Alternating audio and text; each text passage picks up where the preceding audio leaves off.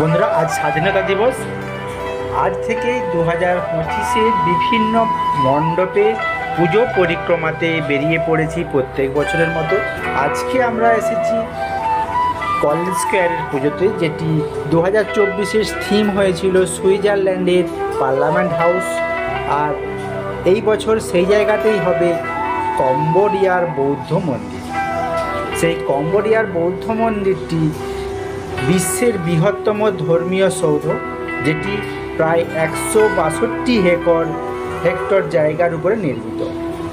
মূলত এটি খেমের সাম্রাজ্যের রাজা দ্বারা বিষ্ণুকে উৎসর্গকৃত একটি হিন্দু মন্দির। পরে এটি ধীরে ধীরে বৌদ্ধ মন্দিরে রূপান্তরিত হয়েছিল, তাই এই মন্দিরটি হিন্দু বৌদ্ধ মন্দিরও বলা হয়। মন্দির চত্বরটি জাতীয় প্রতীক এবং পবিত্রতার স্থানের জন্য ইউনেস্কো বিশ্ব ঐতিহ্যবাহী স্থানে রূপান্তরিত করেছে। 12শো শতাব্দীতে এই মন্দিরটি নির্মাণ করেছিলেন রাজা দ্বিতীয় সূর্যবর্মন। তিনি এটিকে তার রাজধানী বা প্রধান উপাসনালয়ে হিসেবে তৈরি করেছিলেন। বর্তমানে অঙ্কার ভাটের এই মন্দিরটি কম্বোডিয়ার জাতীয় প্রতীকে পরিণত হয়েছে।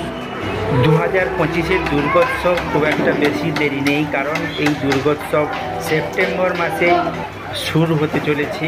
তো যার ফলে মণ্ডপের বিভিন্ন পর্যায়ে কাজ প্রায় অনেকখানি সেরে ফেলেছে।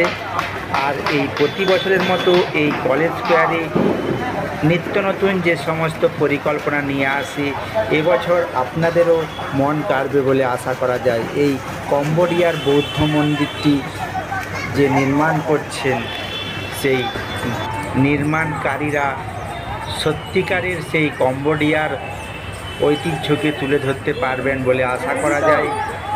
ক্যামেরায় মনোজিৎ সরকারের সঙ্গে সাথী নেজ। ধন্যবাদ আপনাদের সকলকে, সঙ্গে থাকুন।